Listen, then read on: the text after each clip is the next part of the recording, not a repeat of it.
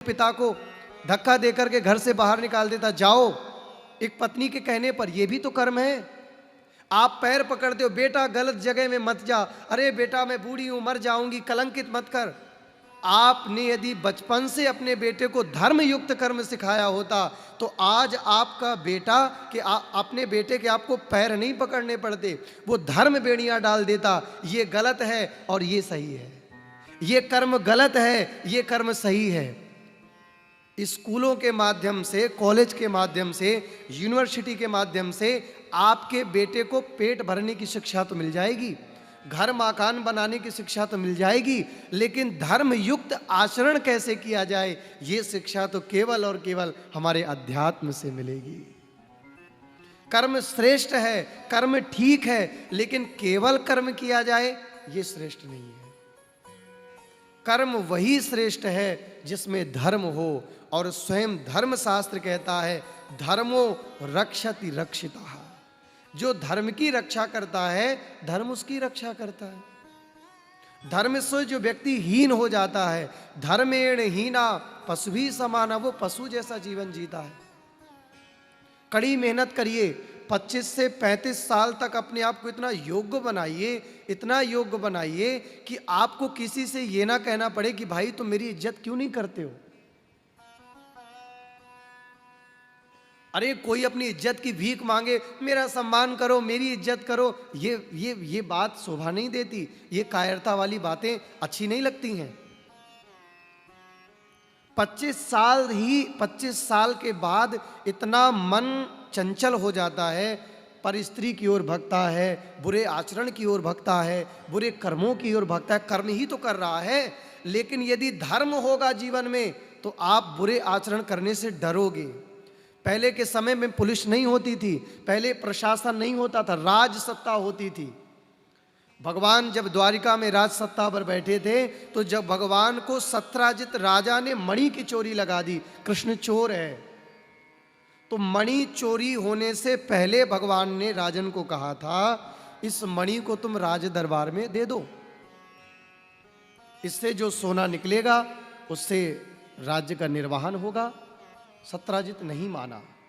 पहले के समय पर इतना लोग पाप धर्म कर्म मानते थे, ये पाप है, ये धर्म है, ये अच्छा है, ये बुरा है।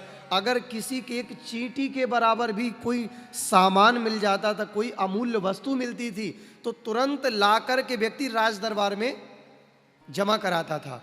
फिर जो राजा होते थे वो अपने मंत्री से कहते थे जाओ आज नगर में डिग्गी पिटवा दो कि राज दरबार में फला फला वस्तु आई है, ये जिस किसी भी व्यक्ति की हो वो आकर के ले जाए। अब वो डिग्गी बचती थी, अब जिसका खोया होता था वो व्यक्ति भाग के आता था, राजा जी हमारा वो वस्तु कल खो गई थी। राजा जी पहले जलपान करवाते थे राजा साहब, और फिर उसकी वस्तु उसे प्रदान कर देते थे। एक रानी का तो 9 लखा हार चोरी हो गया, और एक चील बाज जो होता है वो चील अपने मुख से दबा के रानी ऊपर स्नान करी, और उन्होंने अपने 9 लखे हार को उतार के छत की पर्दी में रख दिया। अब उड़ता हुआ चील आया, उसने अपनी चोंच से उठाया, यानी कि वो पक्षी भी धर्म जानता है, उसको भी पता है कि धर्म क्या है, ये मेरा है या पराया है।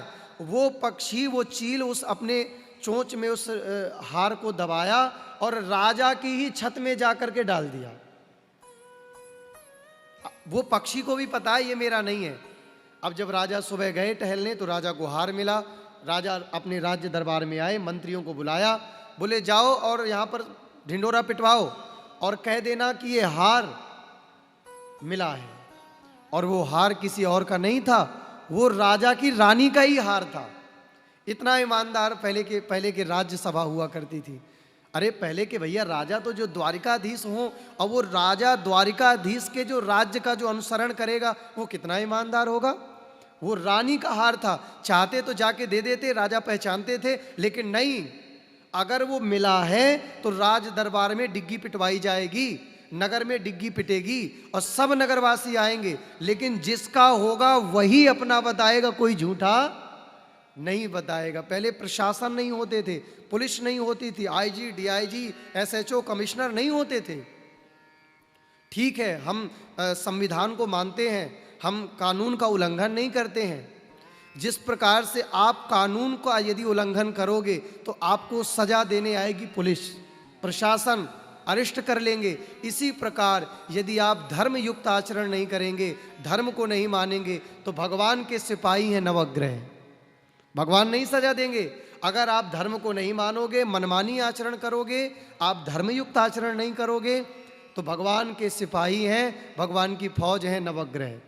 भगवान कभी बुध से पीड़ा दिलवाएंगे, कभी राहु से पीड़ा दिलवाएंगे, कभी शनि से पीड़ा दिलवाएंगे, कभी केतु से पीड़ा दिलवाएंगे। इसलिए भगवान की ही इच्छा में अपनी इच्छा मिला दो और अपने जीवन में सावधानी रखो, क्या मेरा है क्या पराया है, और रोना बंद कर दो। मेरी माँ, मेरे भाइयों, रो मत। किसी की सफलता को देख के अपने आप को जलील मत करो, कोसो मत। तुम आज जागो, अभी जागो, और यही 10 साल हैं, 25 से 35। अगर इन 10 सालों में कुछ कर गए तो जीवन आनंद में होगा।